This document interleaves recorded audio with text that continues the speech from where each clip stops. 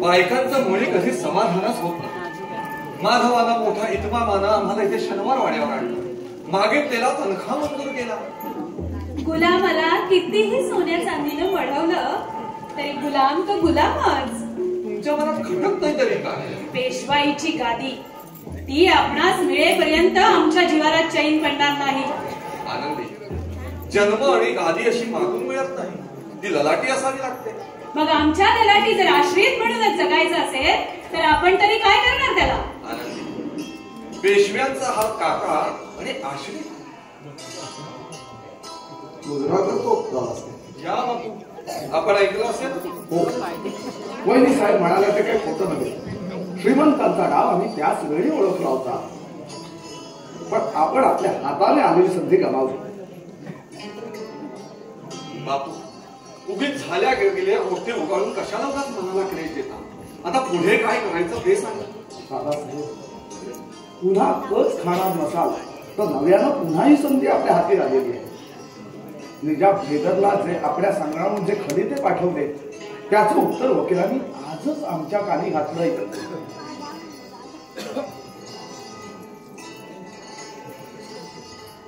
काय म्हणतात निजाम हैदर? दादासाहेब, पेशवाईला काही भाग जर त्यांना आपण दिला तर सारी पेशवाई घ्यायला ते आपणास मदत करण्यास तयार आहेत। पण बापू, तिथून बाहेर पडायला तसंच काहीतरी कारण असल्याशिवाय? दादासाहेब, प्रकृती आश्वासल्यासारखा दुसरा रामबाण उपाय उठला नाही। वा बापू, युक्ती मात्र खाशी शोधून काढली। दादासाहेब, या ना, आज इकडे कशी काय वाट चुकला? श्रीमंत आपल्या भेटीला येत आहेत हे सांगायला आलो। माधव इकडे येतोय? मग बरंच झालं, नाहीतरी आपल्याला भेटायला जायचंच होतं माधवाला। तू कशा इकडे आलास? आम्ही येणारच होतो तुझ्याकडे। खोट्या शिष्टाचाराच्या उपचाराचा वीट आला काका। आनंदवल्लीहून आपण आल्यापासून आपली गाठभेट नाही, म्हणून मुद्दाम आपल्या भेटीसाठी आलो। नवा वाडा आपणास पसंत आहे ना? हा, तसा पसंत आहे, पण मत लागत नाही आणि प्रकृतीही बरी वाटत नाही। त्यामुळे आनंदवल्लीला जाऊन निसर्गाच्या सान्निध्यात राहावं असं म्हणतोय। काका, निजाम हैदर आपल्यावर टपलेले असताना आपण आनंदवल्लीला जाण्याचा बेत केला, तर आम्ही लढायचं कोणाच्या आधारावर? का? त्र्यंबक आहेत, पटवर्धन, पेठे, खेडकर अनेक पिढीचे सरदार आहेत तुमच्या बरोबर। पण ते काही असलं तरी या राज्याची मदार आपल्या समशेरीवर आहे। या राज्याची मदार आहे ती रामशास्त्र्यांवर, त्यांच्या न्यायबुद्धीवर। मतलब साहेब, आजकाल शास्त्री बुवा तुमचीच काय, पण प्रत्यक्ष छत्रपतींचीही दखल घ्यायला तयार नाही। काका, साफ काय ते बोलून टाका। सांगा बापू, तुम्हीच सांगा। लेल्याला सजा ठरवली तेव्हा तुम्ही होतात ना तिथं? हो। काय विसाजी पंत लेले? हो। म्हणजे आमचे मातब्बर मानकरी, त्यांना सजा कुठल्या जन्माबद्दल फरमावली रामशास्त्र्यांनी? श्रीमंत, ज्या फिरंग्यांची जहाज लुटली गेली ते फिरंगी आले होते फेरियात घेऊन। बस, शास्त्री बुवांनी लेल्यांना बोलावलं पाठवलं, पण ते आले नाही, म्हणून त्यांना जेरबंद करून न्यायासनासमोर हजर करण्यात आलं। हा, आम्ही रद्दबदली केली, पण शास्त्री बुवांनी कुणाचा काही न ऐकता फिरंग्यांची नुकसान भरपाई द्या, नाहीतर लेल्यांचे सर्व मालमत्ता जप्त करा असा हुकूम दिला। आता तूच सांग, पूर्वाश्रमीचा एक पाणक्या असं जर वागू लागला तर काय आप राहावा पेशवाईचा? काका, रामशास्त्री पूर्वाश्रमीचे पाणके होते हे आम्ही जाणतो। त्यांच्या हातून एकच कसूर घडली, श्रीमंतांच्या पायावर पाणी ओतत असताना त्यांच्या कानातल्या बिगबाळीकडे लक्ष देण्याची। पण काहींची नजर श्रीमंतांच्या बिगबाळीपर्यंत थांबली नाही, त्यांच्या शिरपेचापर्यंत जाऊन पोहोचले.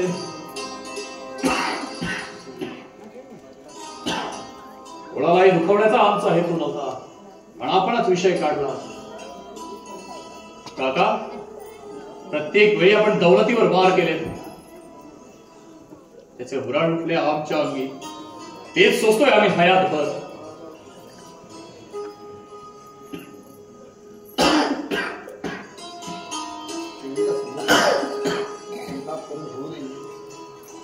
संताप? जन्मभर आम्ही संतापच करून घेतला.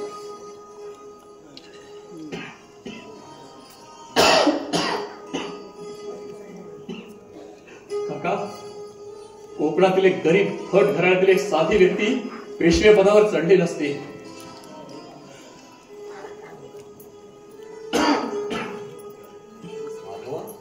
तू असा काकावर आरोप करतोय? हेच तर आमचं दुर्दैव आहे. प्रत्येक घडीला लढावं लागलं ते घरात आप्तस्वकीयांशी.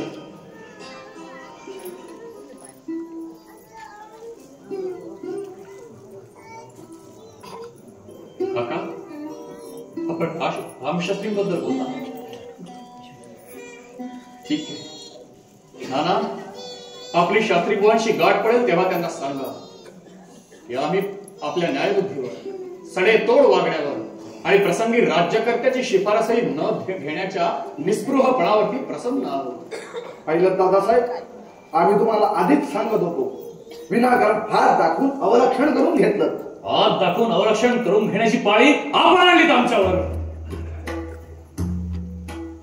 आपल्या बोलण्याचा मतलब साफ आहे. तुम्ही आणि काकांनी मिळून ही संगनमताने केलेली कारस्थान आहे. नाना, नाना, ते पत्र दाखवा बापूंना. बापू, आपण आणि काकांनी मिळून हे पत्र निजामास लिहिलं. एकट्या बापूंनी लिहिलं हे कळण्यास मार्ग नाही. पण बापू आपले कारभारी, सल्लागार. आपल्या हुकुमाशिवाय बापूंची एवढी हिंमत होईल असं आम्हास वाटत नाही. का गप्प का बापू? काका, काका, असा पाठीमागून वार करण्यापेक्षा सरळ सरळ वार का करताय आमच्यावर? काय आम्हाला मारेकरी समजलास? लहानपणापासून आम्ही तुला सांभाळून घेतलं. कुणी कुणा सांभाळून घेतलं याची साक्ष शनिवार वाड्याची वास्तूच देईल. असत्या बिलामध्ये आमच्या अंगाला चिकटवून तू काय आमचा पेशव्यातून उठाव करायचा ठरवलायस? हा सवाल आम्ही आपणास पुसणं योग्य आहे. शत्रूला लिहिलेल्या या पत्रावरून आम्ही कोणता बोध घ्यायचा आहे? काका, प्रत्येक वेळी आपण दौलतीवर वार केले, पण त्याचे व्रण उठले आमच्या अंगी. तेच सोचतोय आम्ही हयातभर. ज्या शिरपेचा आपणास मोह होता तो आम्ही आपल्या चरणी केव्हाच ठेवला होता. एक नाटक होतं. आम्हाला मायेच्या जाळ्यात अडकवून कायमचा आश्रित म्हणून शनिवार वाड्यावर ठेवण्याचं. एक दया, भीक म्हणून हा शिरपेस तुझ्याकडून घ्यायला तू काय मला भिक्षुक समजलास? भिक्षुक? भिक्षुक तुम्ही कसे काका? भिक्षुक आम्ही आहोत. दौलतीसाठी झोळी घेऊन फिरलो दारोदार, याचना केली तुमची, सरदारांची.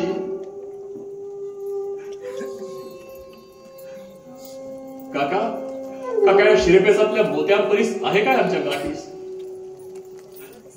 राज्यकर्त्याला पथ्य पाळावं लागते त्या निष्ठेचं, सदाचाराचं. आम्ही सजा केल्या त्या घरातील आप्तस्वकीयांना आणि जहागिरी इनामी दिली ती इतरांना. आमच्या राणीसाहेबांच्या नातेवाईकांना काय आम्हाला जहागिरी इनामी देता आल्या नसत्या? नाही दिल्या, कारण आम्हाला पूर्ण जाणीव आहे की आम्ही विश्वस्त आहोत छत्रपतींचे. काका, काका, आमच्या महालाचा लिलाव केला तरी सुद्धा आमच्या सरणासाठी लागणाऱ्या लाकडांच्या किमती एवढी सुद्धा रक्कम उभी राहणार नाही. आपण बघा म्हणाला की आम्ही आपल्या चरणी शिरपेस ठेवला ते एक नाटक होतं म्हणून. हे आपण बोलला नाही. आपला बोलवित धनी वेगळा आहे आम्ही जाणतो. साडून कशाला? सरळ सरळ बोला की दादासाहेबांच्या मुखे आम्हीच बोलतो म्हणून. ज्याची खात्री आहे त्याची चर्चा कशाला? आनंद वल्लीत जाण्याचा काकांचा बेद हे पत्र वाचताच आमच्या ध्यानी आला होता.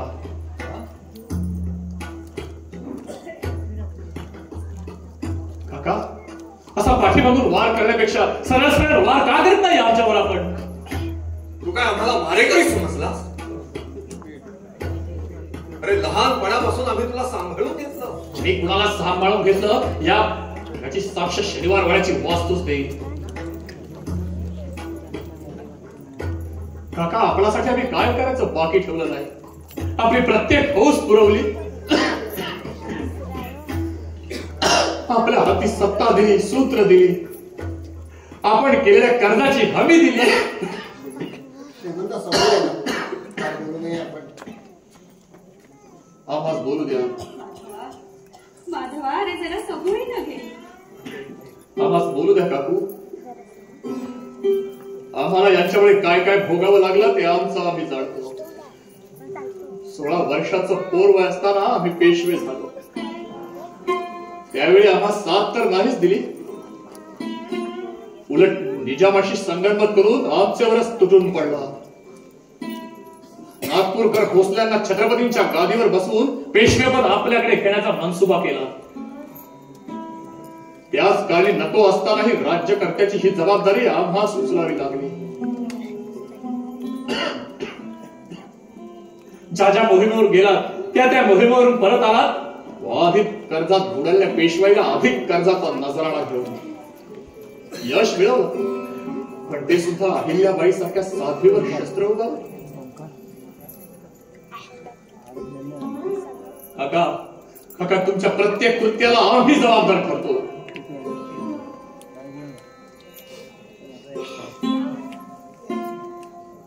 वाधवा,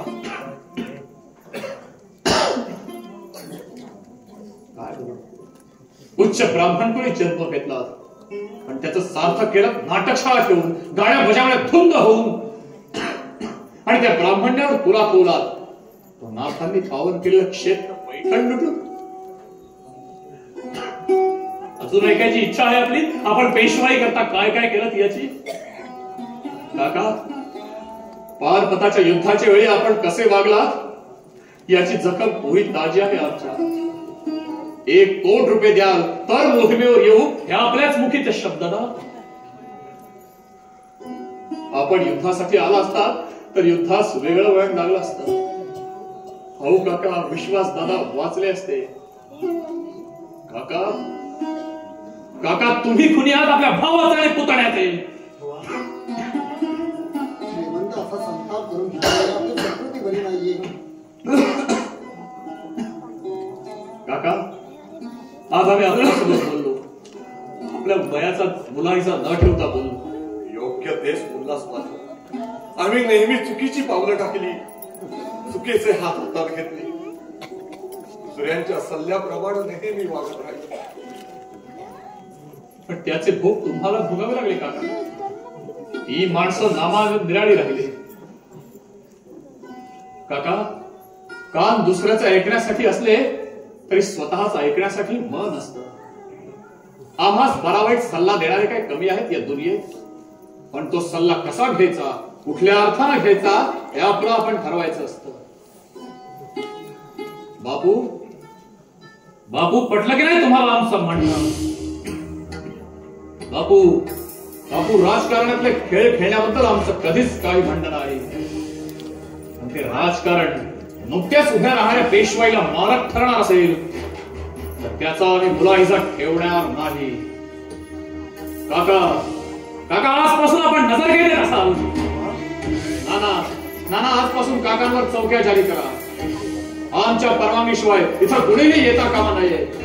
यात कुचराई झाली तर त्याचा मुलाहिजा ठेवण्यात येणार नाही. जशी आपल्या श्रीमंत. माधवा, माधवा, असं करू नकोस. आम्ही हमी देतो. स्वारी न असं जीव ह्याच्यात उठवू नकोस रे. आमचा नाईलाज आहे काकू. पेशवाईच्या हितासाठी आम्हास हे करणं भाग आहे. काकू, काकू, कितीही खत पाणी घातलं तरी विषवृक्षाला धडूच फळ येणार. बापू, बापू, काकांवर ही फळे आली तुमच्यामुळं. तुम्ही वेळोवेळी काकांना बस सल्ला दिला आणि त्यामुळे काय काय घडलं हे आपण जाणताच. यावर तुम्हाला जो काही काकांना सल्ला द्यायचा असेल तर तो या 4 वाड्याच्या भिंतींच्या आत. बापू, बापू आजपासून आपण सुद्धा नजर काय देत असाल?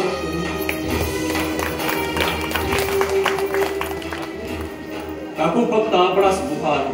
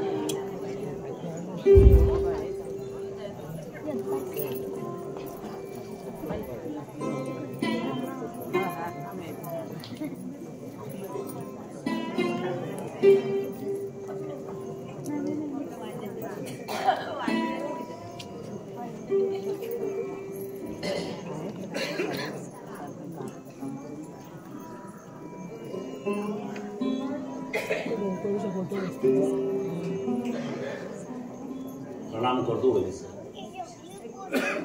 प्रकृती बरी नाही असं कळलं. सदरेवर सुद्धा आले नाही आणि म्हणून चौकशीसाठी आलो. ज्वरामुळे आणि खोकल्यामुळे रात्रभर डोळ्याला डोळा नाही त्यांच्या. आता कुठे डोळा लागला? वैद्यराजांचं औषध सुरू आहे ना? हो, गुण मात्र नाही. काय म्हणाले वैद्यराज? अजयक्ष नाही कसं म्हणाल? हर हर हर. आत्ता पुढे राज्याची घडी व्यवस्थित बसते तो पुन्हा हे व्हावं. नियती पुढे कुणाचं काही चालत नाही हेच खरं.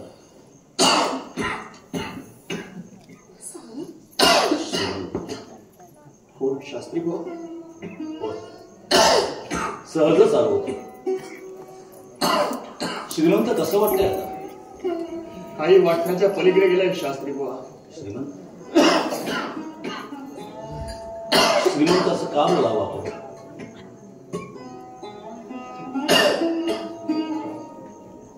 असं का बोलायचं? वैद्यराज म्हणाले गुण आल्याशिवाय राहणार नाही. कुठे निघाला? वैद्यराजांनी मात्रा दिली तेवढं उगारून घेऊन येतो. ठीक आहे. श्रीमंत खरंच काय म्हणाले वैद्यराज? आम्ही जे मनोमनी जाणतो तेच म्हणाले वैद्यराज.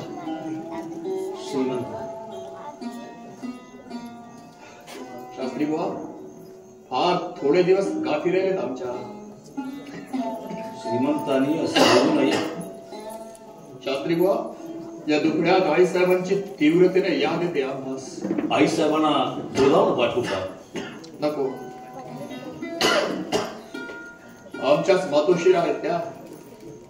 आमच्या इतक्यात शीघ्र कोपी हट्टी त्या येणार नाहीत. श्रीमंत आईसाहेब आणि आपण यांच्यातला दुरावा दूर करायला एक मार्ग आहे. सुचू? मार्ग आहे म्हणता? हो. श्रीमंत आम्हाला आपण या न्यायदानाच्या जबाबदारीतून मुक्त करा. शास्त्री बुवा तुम्हालाही कंटाळा आला आमचा?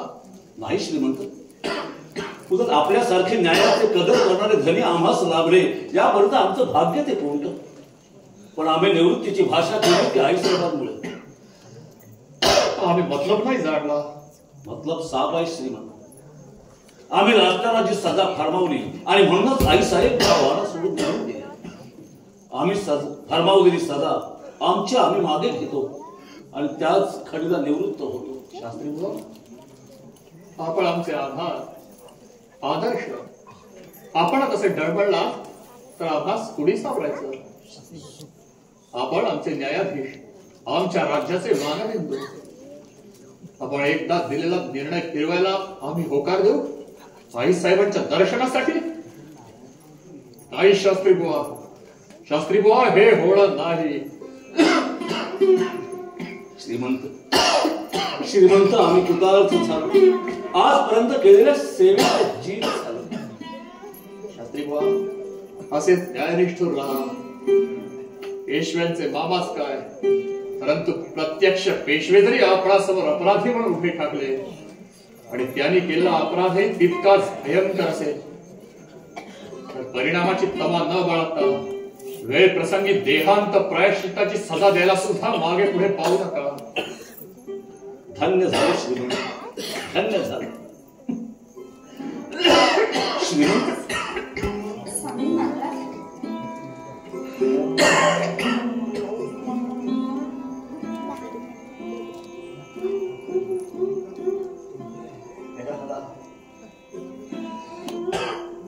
श्रीमंतांनी विश्रांती घ्यावी आणि आम्हास आज्ञा व्हावी. श्रीमंत आज्ञा.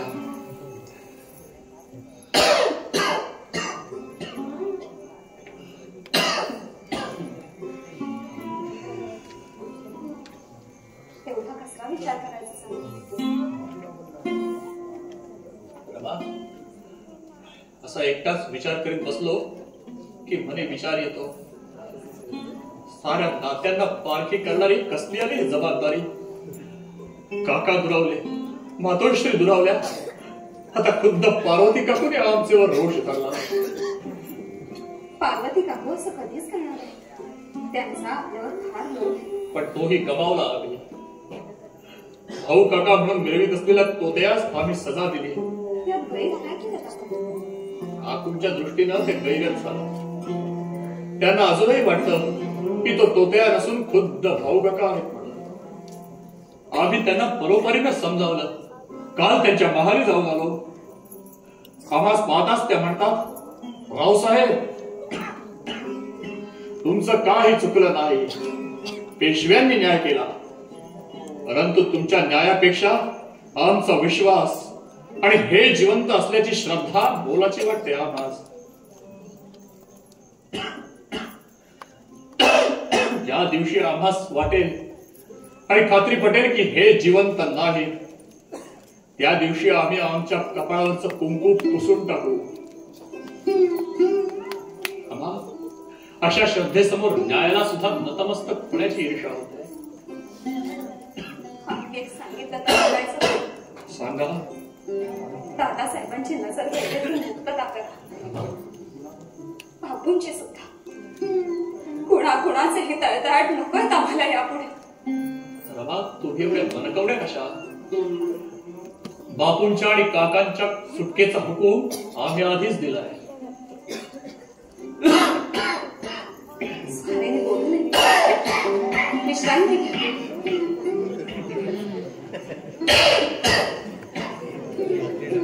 रमा, मृत्यूचा अंदाज व्हायला ओढळ आहे. त्याची खंत कशाला? माणूस जगला किती याला मोल आहे. त्याच्या जगण्याचा जगाला काय उपयोग झाला याला मोल आहे. रमा, भीष्मासारखं इच्छा मरण आम्हास लाभलं असतं तर दारात उभ्या टाकलेला मृत्यूस आम्ही सांगितलं असतं, थोडं थांब, पारिपतचा कलंक आम्हास धुवू दे, मग तुझ्या बरोबर खुशाल यायला आम्ही तयार आहोत. असं बोलू नये. आपल्या बोलण्यानं आपल्या इतकाच आम्हालाही त्रास होतो हे ध्यानी घ्यावं. रमा, श्रीमंत माधवराव पेशवे जगले फक्त दोघांच्या साथीला. एक तू आणि दुसरी न सोसता येणारी ही व्याधी. एकीमुळे जीवन जगावंसं वाटलं, परंतु दुसरीमुळे ते असह्य झालं.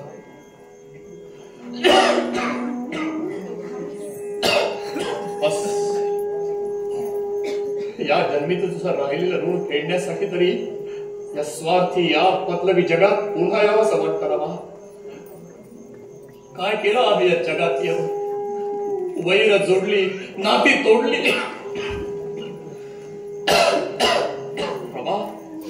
रमा, कधी कधी वाटतं की एक साधा माणूस म्हणून आम्ही तुझा पती झालो असतो तर जास्त सुखी झालो असतो.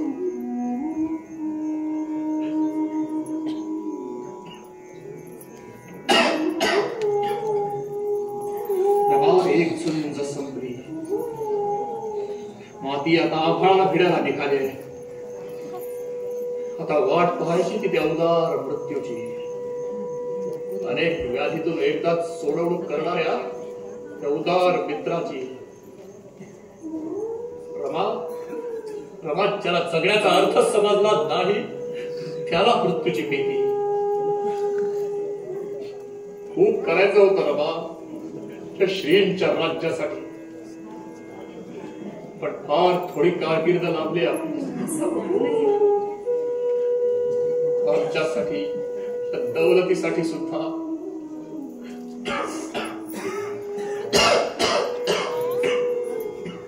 रमा, रमा, रमा, त्या अलमारीतली संदूक घेऊन येशील?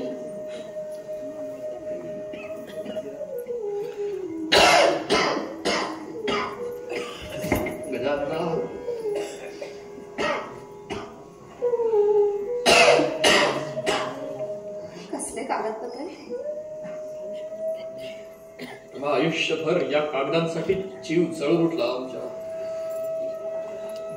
हे कागद आहेत आपल्या अंतर्गत दुहीचे, घरभेदीपणाच्या कारस्थानाचे पुरावे. हे कागद वाचले की मला वाटतं की आपलं म्हणावं कोणाच, कोणाच्या खांद्यावर मान टेकावे विश्वासानं. रमा, उद्याच्या पेशव्यांना या कागदपत्रांचा वारा सुद्धा लागता कामा नाही. रमा, आम्हाला इमानाची, फंद पितुळीची, घरभेदीपणाची जेवढी धास्ती वाटली तेवढी निजाम हैदरची सुद्धा केव्हा वाटली नाही.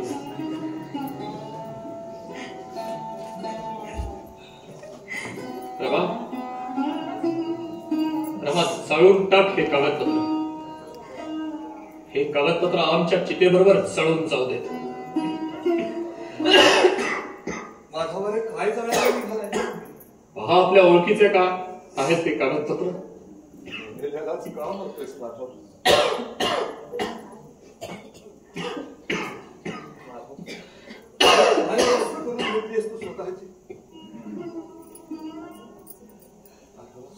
अजून आमचे विषयीचा तुझ्या मनीचा राग नाही का गेला? काका, आमच्या चित्ती आता कुणावरच राग नाही. आपण पेशवाईतील करते पुरुष, आमचा काही भरोसा नाही. आम्ही आपल्यासाठी साताऱ्याहून पेशवाईची वस्त्र मागवतो. आपण खुशाल राज्य करा, पण शत्रूशी हात मिळवणी करून पेशवाई किरकिरी करू नका. माधवा, मला लागू नकोस बघा. तो मान आमचा नाही, ते आमचं स्थानही नाही. सुनबाई जाळून टाकते कागद. जळून जाऊ दे घरभेदीपणाचं खूप.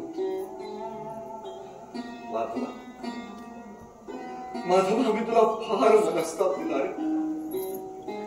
माफी मागायची सुद्धा लाज वाटते. काका, अजूनही आधार द्याल या दौलतीला, तर पुन्हा उभी राहील ही दौलत. तू चिंता करू नकोस. स्वार्थी, स्त्रीलंपट, हलक्या काळाचा तुझा काका मेला, कायमचा वयाला गेला. तुझ्या समोर उभा आहे तो पश्चाताप दग्ध काका. काका, एक वचन मागितलं तर द्याल आम्हास? प्राण मागितलेस तर देईन पोरा. वचनाची बाब घेऊन काय राहिलास? काका, नारायणाला कधी अंतर नाही ना देणार? तर पेशव्यांच्या गाथीची आड घेऊन सांगतो, या जीवात जीव असेपर्यंत नारायणाला अंतर देणार नाही. श्रीमंत नाना, काय झालं? श्रीमंत मुलगी न देता आपल्या दर्शनाला आलं, तुझी क्षमा करा. पण आता हाती आल्या बातमीमुळे तेवढं भानच राहिलं नाही. श्रीमंत खबर आले, उत्तरेत आपल्या फौजांनी विजय मिळवला, यवनांचा धर्म उडवला. श्रीमंत पानिपतचा सूड घेतला गेला.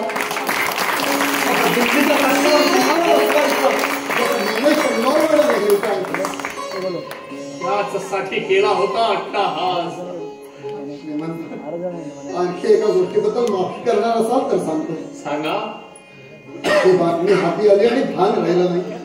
आपल्या अरुण देवातून शनिवार वाड्यावर दर्शनाही करायला आणि तोफांची सलामी द्यायला सांगितलं.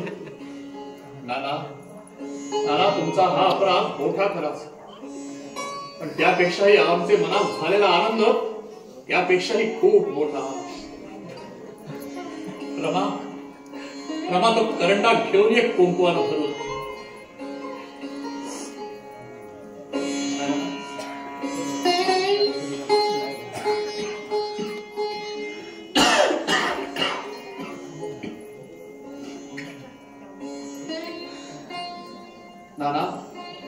नाना हा करंडा घ्या. निंबाळकरांच्या वाड्यासमोर जो पडका वाडा आहे ना जाधवांचा, त्या वाड्यात जा आणि तिथे राहणाऱ्या जाधवांच्या म्हातारी सांगा, पानपतचा कलंक धुतला गेला. आता तुझ्या 5 आई सुनांना पानपतावर कामी आलेल्या त्यांच्या नवऱ्यांच्या नावानं कुंकू लावायला हरकत नाही.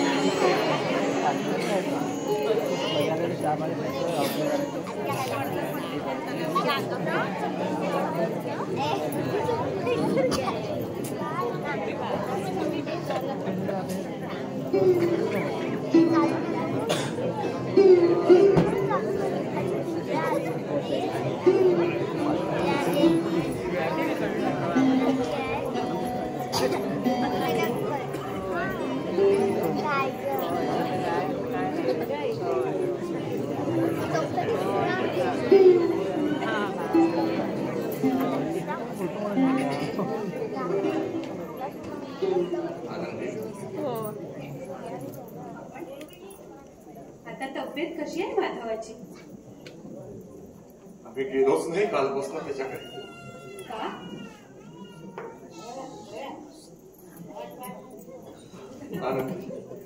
आनंदी आम्हाला तेवढं धैर्य नाही.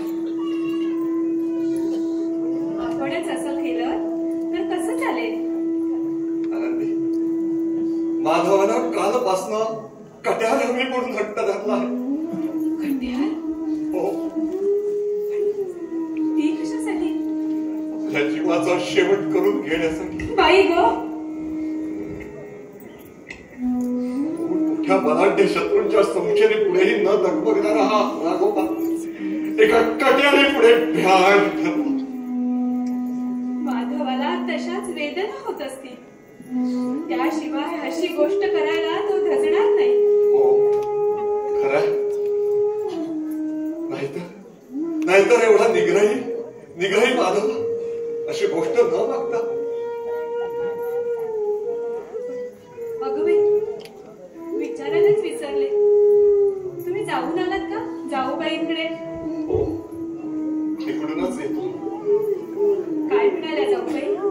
यायला तयार झाल्या? नाही, आम्ही बरोबरी त्यांना सांगितलं. प्रसंगी त्यांचे पाय धरले.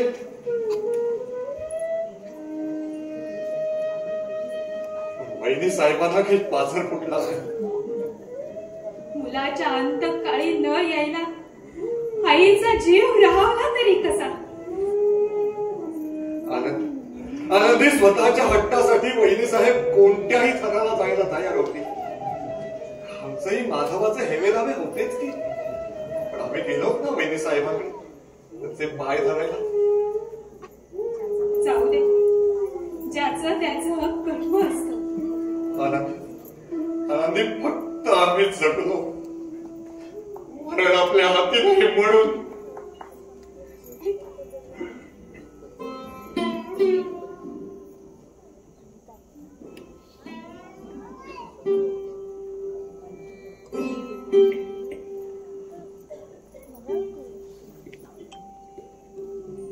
सुनबाई, कशी आहे आता माधवाची तब्येत?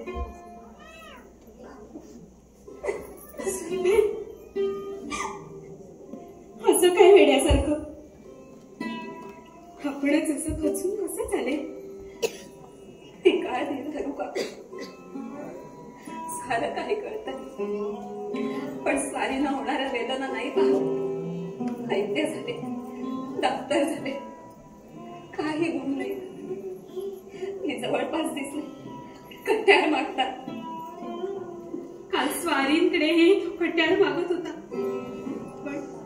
उद्या आणून देतो म्हणून स्वारीने कशी बशी सुटका करून घेतली.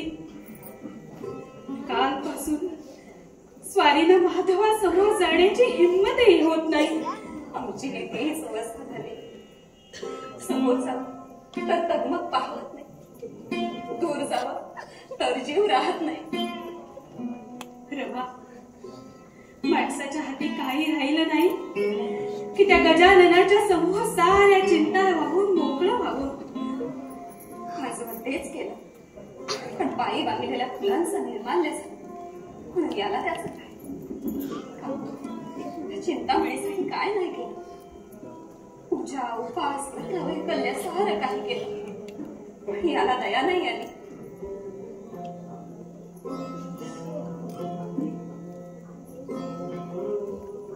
काकू, आम्हाला भोग भोगावे लागले. ते कोणामुळे? दादासाहेबांमुळे, बापूंमुळे, घरातल्या दोघीमुळे आणि आपल्यामुळे सुद्धा. सुनबाई, लचका तो सुनबाईच म्हणत आला, पण सुनेच्या कुंकवाची काळजी नाही राखली. स्वारींचं दुखणं काय हे वैद्य डॉक्टरांना नाही उमगले. आम्ही ते केव्हा जाणलो. घरातल्या दोघीनं एका समर्थ पुरुषाचा बळी घेतला. का? सत्तेसाठी, स्वार्थासाठी. खरंच स्वारी पेशवे झाली नसती तर आम्ही सुखे जगलो असतो. आम्ही पेशव्यांच्या अर्धांगी म्हणून आलो. त्याच घडीला आमचं कुंकू आम्ही दौलतीला वाहिलं. आमच्या कुंकवापेक्षा या दौलतीचं मोल आम्ही अधिक मानलं. नात्या गोत्यांच्या रेशमी गाठीने स्वारींच्या गळ्याला ताक लावली. त्यांचं सारं रक्त शोषून घेतलं. काकाने रोष धरला, आईने पाठ फिरवली. एवढ्या मोठ्या राज्याचा अधिपती सारे सगळे सोयरे असून एकाकी पडला.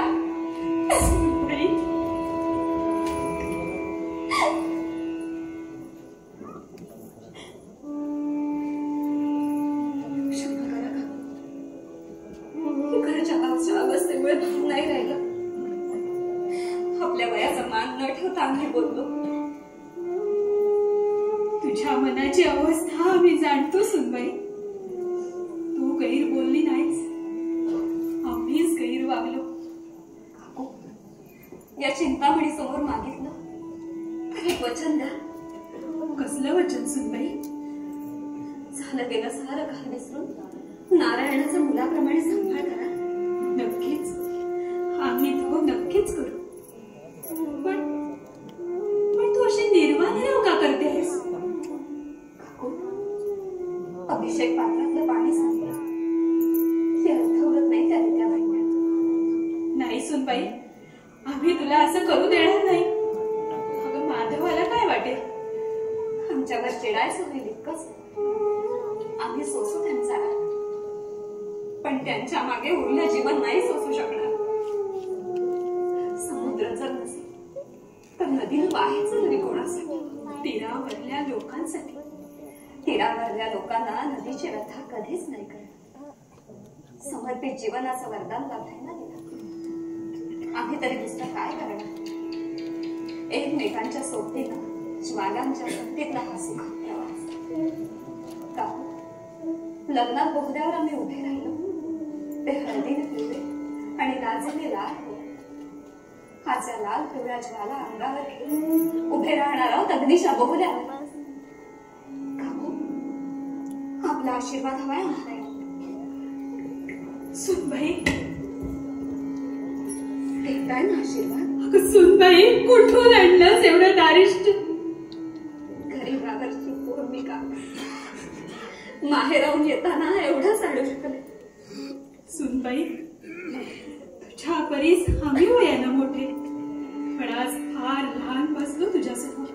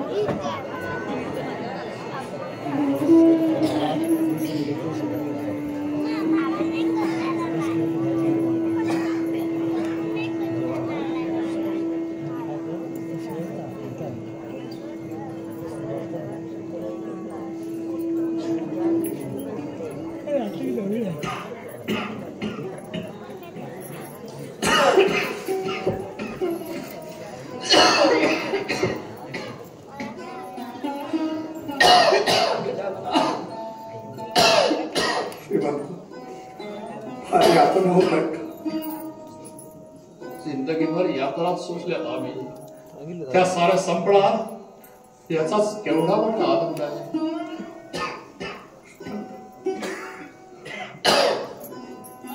बापू सारे भेटले, पण आईसाहेबांची भेट काही झाली नाही.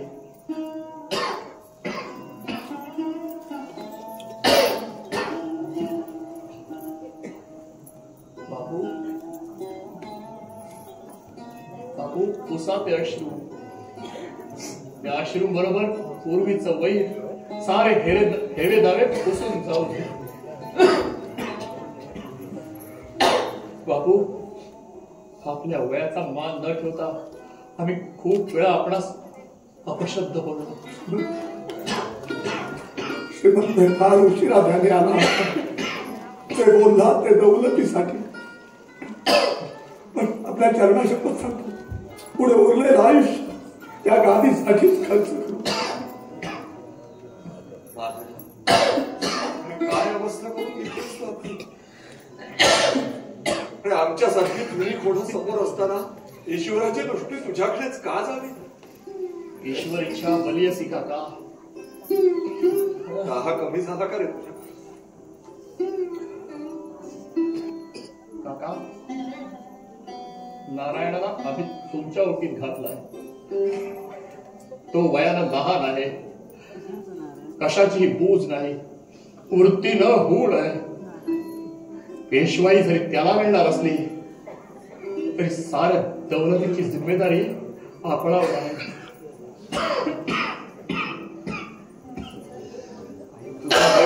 मी पक्क ध्यानी ठेवू. काकूना गेल्या सूनबाई बरोबर मृत्युंजयाची पोथी वाचते. मृत्युंजय काका, मृत्यू हा असा एकच आहे की ज्यावर कधीच जय नाही मिळवता येईल.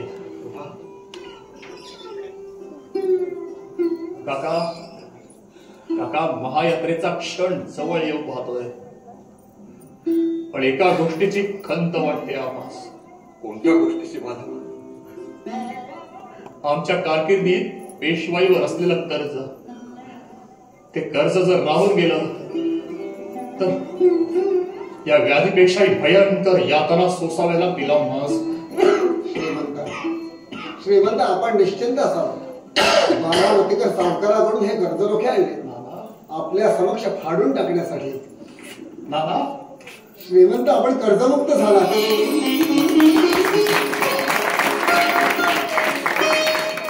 नाना पण 25 लाखांचे कर्ज रोखे आपल्या हाती दिले कसे सावकारांनी? श्रीमंत आम्ही आणि हरिपंत भडक्यांनी या कर्जाची हमी घेतली आणि हुंड्या लिहून दिल्या आमच्या नावे. नाना काय केलं ते? त्यासाठी स्वतःचे माथी कर्जाचा बोजा घेतला. श्रीमंत यात विशेष असं काय केलं? श्रीवर्धनाहून बाळाजी साहेबांबरोबर आलेल्या भानू घराण्याला आपण खंडीसारखा मान दिला, आपल्या शेजारच्या मानाचं स्थान दिलं. 7 जन्म हे खेळू शकणार नाही असं ऋण आहे. हे कर्ज काय घेऊन बसला श्रीमंत? काका काका पाहिलं, या 11 वर्षाच्या छोट्याशा जिंदगीत आम्ही फार काही नाही कमावली ती अशी जीवाला जीव देणारी निष्ठावंत माणसं. आता आम्ही मुक्त झालो महानिर्वाणाच्या प्रयाणासाठी. काका सारे भेटले, पण आईसाहेबांची भेट नाही झाली. आम्ही स्वतः जाऊन आलो, पण त्या यायला लागला आपणास फक्त आशीर्वाद कळवले. अखेरच्या प्रयाणासाठी एवढी शिदोरी पुरेशी आहे आम्हाला. श्रीमंत शास्त्रीबा आपण कालपासून दिसला नाही आम्हास. श्रीमंत रात्रीपासून आम्ही गजाननाच्या द्वारी लक्ष अभिषेकाचा संकल्प पुरा करण्यासाठी बसतो. संकल्प पुरा झाला? होय श्रीमंत. आमचा देखील संकल्प पुरा झाला या श्रीमंत तीर्थ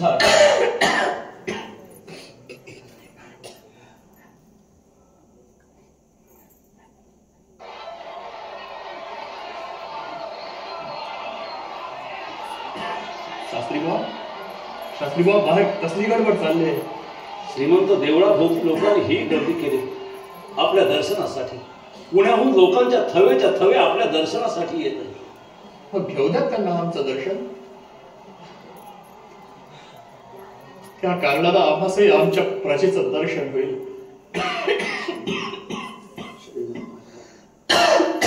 याच घडीला इतक्या संख्येनं लोकांनी गर्दी करण्याचं कारण? श्रीमंत त्याला कारणही तसंच घडलंय. तेव्हा पुण्यात सतीची वस्त्र आणण्यासाठी स्वार रवाना झाला होता. काय याचा अर्थ लोकांनी घ्यायचा तोच घेतला. काका माधव आम्हाला यातलं काही माहिती नाही. शास्त्री बुवा तुम्ही जाऊन चौकशी करा आणि ज्यानं हे अघोरी कृत्य केलंय त्याला आमच्या समक्ष हजर करा आणि त्याचे दोन्ही हात तोडून टाका.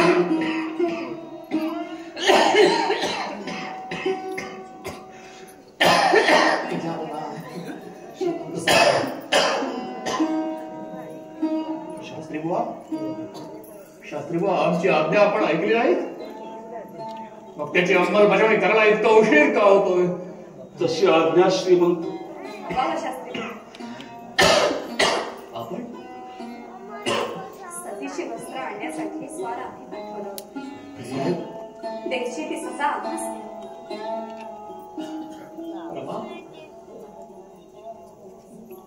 सदा आपणच भोगली तू या संन्याशाच्या संसारात येऊन. जिंदगीभर जीवे जळलीस तरी जळायची हौस काय पुरत नाही. आपल्या पावला मारून पावलं टाकायची कोशिश केली आहे. एखाद्या सावलीप्रमाणे पावलं जर उडणार सावलीला तरी काय अर्थ आहे? सूर्यावर प्रेम करायचं ते मनोमनी जळायची श्रद्धा ठेवून.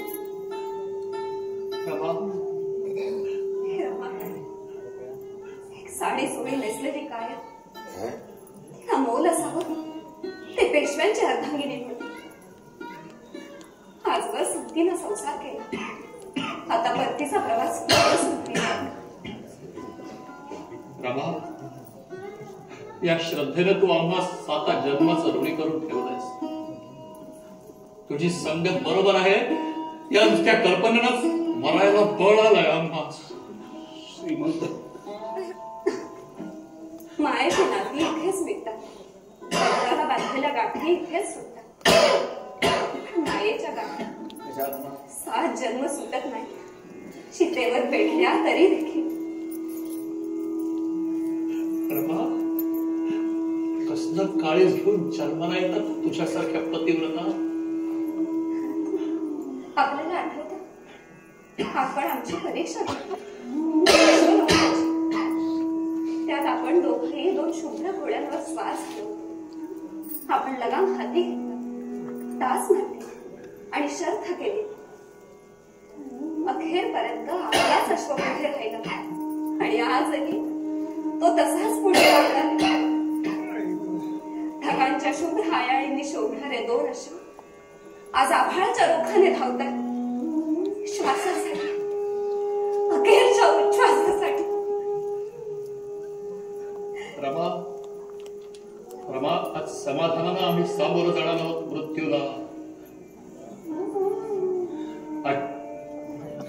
आज दिल्लीच्या सिंहासनावर छत्रपतींची हुकूमत आहे.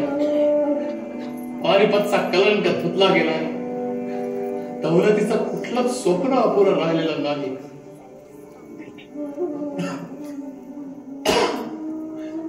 पानपतामध्ये इतके मोती गळाले विषाद वाटला. परंतु त्यापेक्षा जास्त विषाद वाटला आमच्या तगमगणाऱ्या देहावर अश्रूंचे 2 मोती न ढळणाऱ्या आमच्या आईसाहेबांच्या वृत्तीचा. बोलावूनही आई साहेब आल्या नाही. न बोलावता आली एक सावली पाठ राखीसाठी. आज ती मांडली देते आपल्या आई विना पोरक्या झालेल्या स्वामीला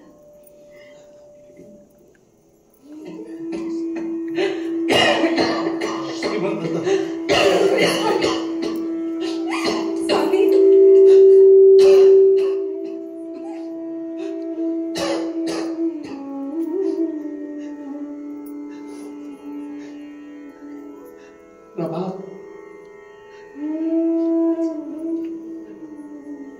प्रभा, प्रभा, असा शोक करायचा नाही.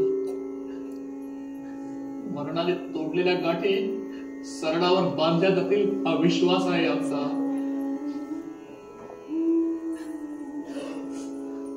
आम्ही येतो रमा, आम्ही येतो. गजानना, गजानना, गजानना, श्रीमंत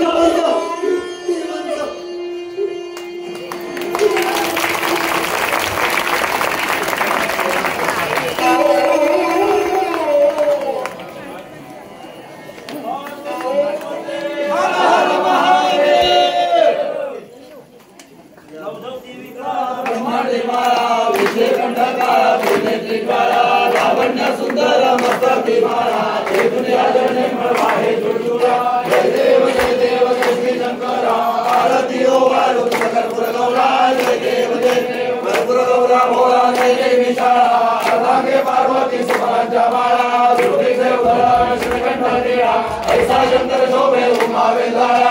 जय देव जय देव जय श्री शंकरा. आरती ओ वाळू कर्पूर गौरा. जय देव जय देव. देवी लैक्य सागर मंथनमय केले. त्यामाजी अवचित हर सापडले. देवासुर पण पाषाण केले. नीलकंठ नाम प्रसिद्ध झाले. जय देव जय श्री शंकरा. आरती ओ वाळू कर्पूर गौरा. जय देव जय देव. जगाभर सुंदर मदनारी. पंचानन मनमोहन सुखारी. शतकोटी देवी नमाचे उच्चारी. रघुकुल कीलकला